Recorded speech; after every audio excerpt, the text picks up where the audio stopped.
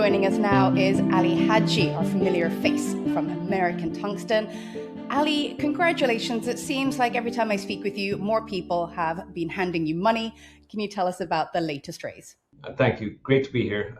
In terms of the raise, we announced 25 million the morning of PDAC, so the Monday morning of PDAC.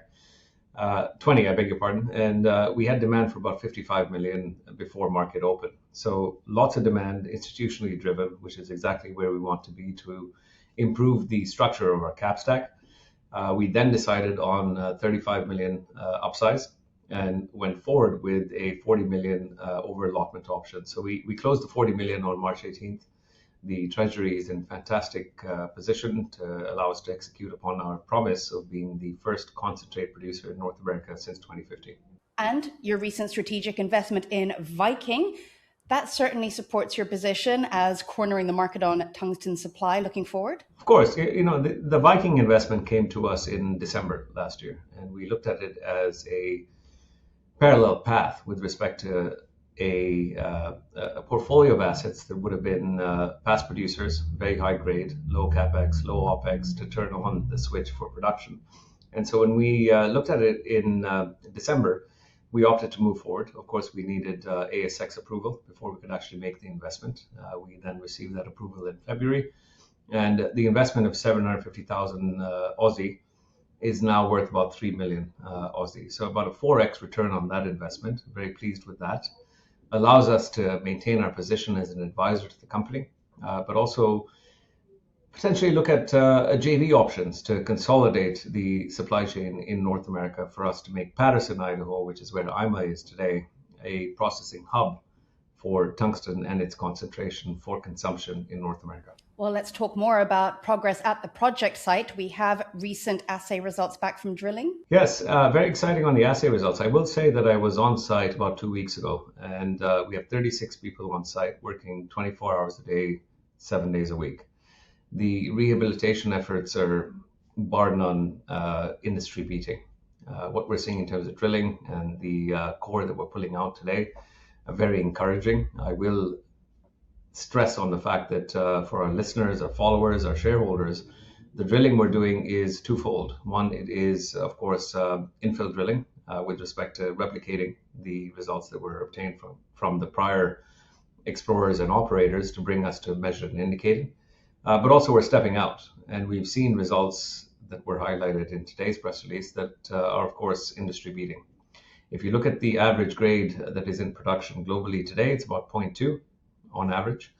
We're sitting about 0.6, so roughly 3 times higher than the global average.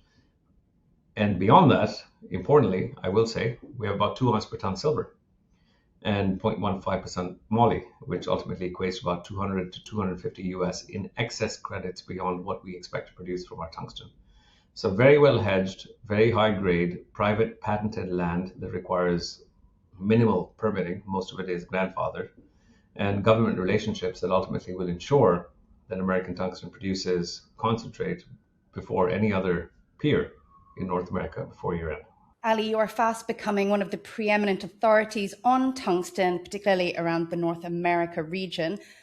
Can you share with us a bit of what you're learning about the outlook as the world shifts so quickly?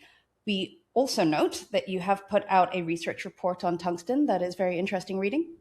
Yes, I would say that, BMO, one of the most credible banks on the planet today in terms of M&A, as far as investment management and investment banking for mining and metals is concerned, put out a report right before PDAC, where they stated about 100,000 tons plus, maybe 102,000 tons, is what's in circulation in the global economy today. It's a very niche market, so we don't consume a lot of tungsten, but it is quite critical.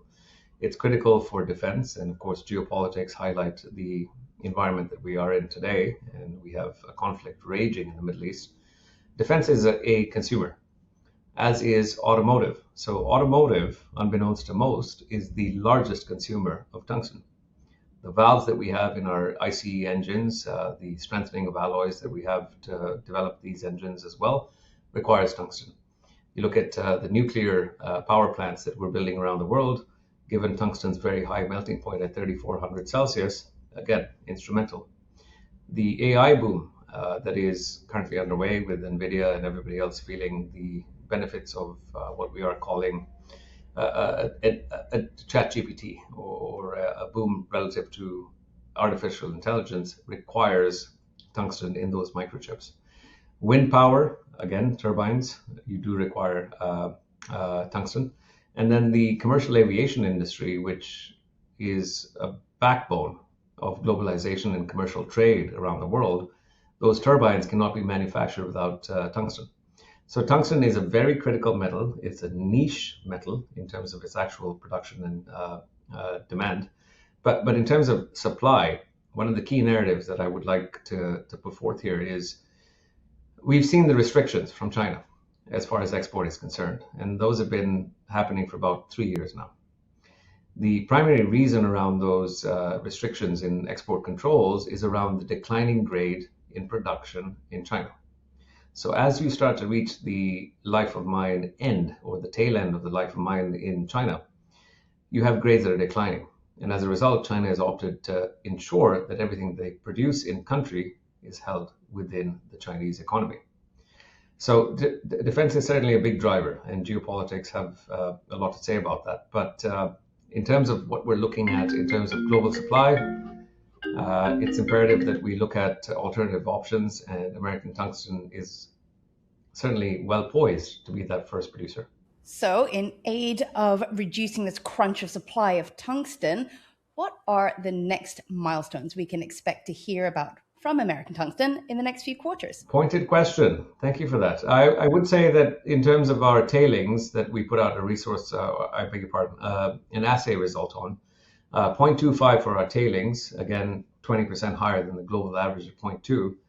It's on a ROM pad. It's mined. There is no capex required for us to actually bring that to production, short of course, milling and concentrating. And the intent for American Tungsten is to produce a concentrate from the tailings before year end.